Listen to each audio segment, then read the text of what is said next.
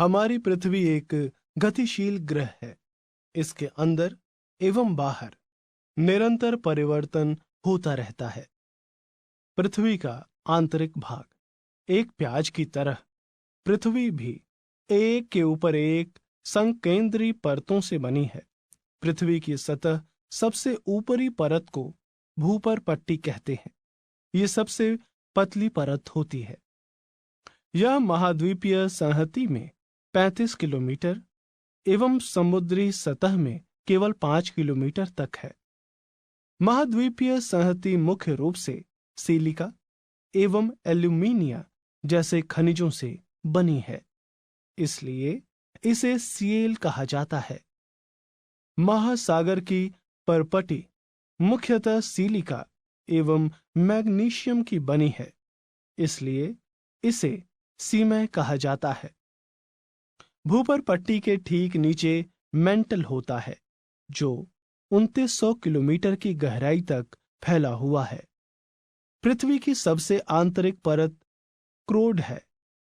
इसकी त्रिज्या लगभग 3500 किलोमीटर है। क्रोड मुख्यतः निकल एवं लोहे से बनी है, इसलिए इसे निफे कहते हैं। केंद्रीय क्रोड का तापमान एवं दाब काफी उच्च होता है।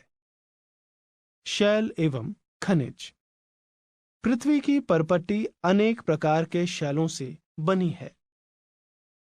पृथ्वी की परपट्टी बनाने वाले खनिज पदार्थ के किसी भी प्राकृतिक पिंड को शैल कहते हैं। शैल विभिन्न रंग, आकार एवं गठन की होती है। शैल मुख्य रूप से 3 प्रकार की होती है। आग्नेय शैल यानी इग्नियस रॉक्स, अवसादी शैल सेडिमेंट्री रॉक्स, कायांतरित शैल मेटामॉर्फिक रॉक्स। आग्नेय शैल जैसा कि नाम से स्पष्ट है, जिन शैलों का निर्माण आग्नि से हुआ है उन्हें आग्नेय शैल कहते हैं। अर्थात जिन शैलों का निर्माण पिघले हुए मैग्मा के ठंडा होकर ठोस होने से होता है उन्हें आग्नेय शैल कहते हैं। चूंकि इन शैलों का निर्माण पृथ्वी पर सबसे पहले हुआ है, इसलिए इन्हें प्राथमिक शैल भी कहते हैं। आग्नेय शैल 2 प्रकार की होती है, अंतर्भेदी शैल और बहिर्भेदी शैल। पृथ्वी के आंतरिक भाग से निकलकर सतह पर आने वाला आग की तरह का लाल द्रवित मैग्मा ही लावा कहलाता है। पिघला हुआ लावा पृथ्वी की सतह पर आने के बाद तेजी से ठंडा होकर ठोस बन जाता है। धरातल पर लावा के ठंडे होकर ठोस होने से बने शैल को बहिर्भेदी आग्नेय शैल कहते हैं। बहिर्भेदी आग्नेय शैलों की संरचना बहुत बारीक कणों वाली होती है। बेसाल्ट इसका सबसे अच्छा उदाहरण है। दक्कन पठार बेसाल्ट शैलों से ही बना है। पिघला हुआ मैग्मा कभी कभी धरातल के अंदर गहराई से ही ठंडा होकर ठोस हो जाता है। इस प्रकार बने ठोस शैलों को अंतर्भेदी आग्नेय शैल कहते हैं। धीरे धीरे ठंडा होने के कारण इनमें बड़े कण पाए जाते हैं। ग्रेनाइट अंतर्भेदी आग्नेय शैल का सबसे अच्छा उदाहरण है।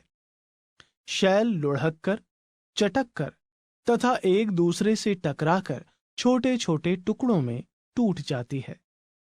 शैलों के टूटे हुए छोटे कणों को अवसाद यानी सेडिमेंट्स कहते हैं।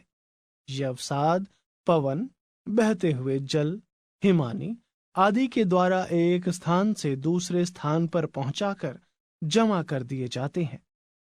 एकत्रित अवसाद दबकर एवं कठोर होकर शैल की परत बनाते हैं।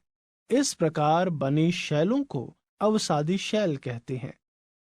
बलुआ पत्थर अवसादी शैल का सबसे अच्छा उदाहरण है। यह रेत के दानों के ठोस होने से बनता है।